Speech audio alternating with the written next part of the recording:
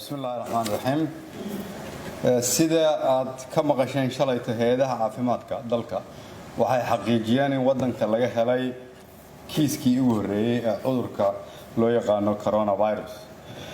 waxaan ummadda Soomaaliyeed meel walba ay joogaan ugu baaqaya inaanay walaacin balse ay ku dadaalaan inay muujiyaan foojignaan dheeraad ah dawladdu waxay diyaarisay waxyaabaha muhiimka ah sidii looga hortagi lahaa cudurkan iyo qaabkii aan wajihi lahayn xaaladda ka dhalan karta dawladdu waxay hirgelinaysaa xarumo aan ugu yeeri doono xarumaha badqabka oo ah xarumo aan rabno in lagu haayo dadka aan isleenahay waa in la karantiilaa inta la hubinayo caafimaadkooda ilaa hadda waxaan rajaynaynaa inaan sameeyno ugu yaraan 2 ama 3 xarumood sidoo kale waxaan rajaynaynaa in isbitaal Martini aan si gaar ah uga dhigno meeshii lagu daaweyn lahaa bukaamada waxa ku socota shaqo qalabayn iyo maalgelin si uu la tacaali karo isbitaalkaas dhibaatooyinka ka iman kara cudurkaas haddaba si aan ula tacaalno xaaladaha ka dhalan kara cudurkan loogana hortago waxaan ka codsanayaa shacabka Soomaaliyeed dhammaan meel walba ay joogaan inay raacaan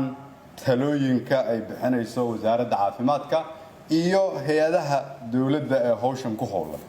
si marka aan uga hortagno cudurkan waxaan caawa halkan shacabka Soomaaliyeed u sheegaynaa in la xiro iskuulada iyo jaamacadaha laga bilaabo maalinta berri ah oo ay xirnaadaan 15 maalmood kadibna ay ka sugaan warbixin dheeraad ah dawladda Soomaaliyeed sidoo kale waxaan soo jeedinaynaa in la joojiyo dhammaan kulamada waaweyn xafladaha iyo isku soo baxyada fagaarayaasha si looga hortago cudurkan foojignaantana aan u xoojino dawladdu waxay kala shaqeynaysaa arrinkan dhammaan qaybaha kala duwan ee bulshada si aan u muujino wax ka qabadka cudurkan waxay xukuumaddu maantay meel gaar ah dhigtay $5 milyan oo ah lacagtii ugu horeysay oo u qoondeyno oo lagu la tacaali doono cudurkan lacagtaas waxa uu qaban doonaa qof walba oo Soomaaliyeed oo dhibaato ka soo gaarta cudurkan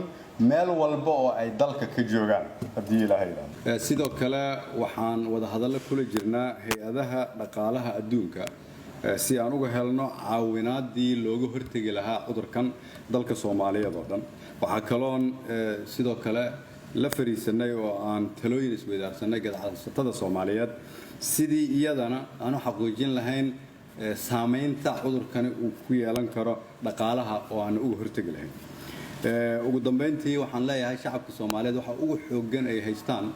waa iimaankooda aqoonidooda iyo diintooda inaan duceysano ilaahay ku xirnaano ilaahay barano ayaan soo jeedinayaa waan idin mahad celinayaa kulligiin wasalaam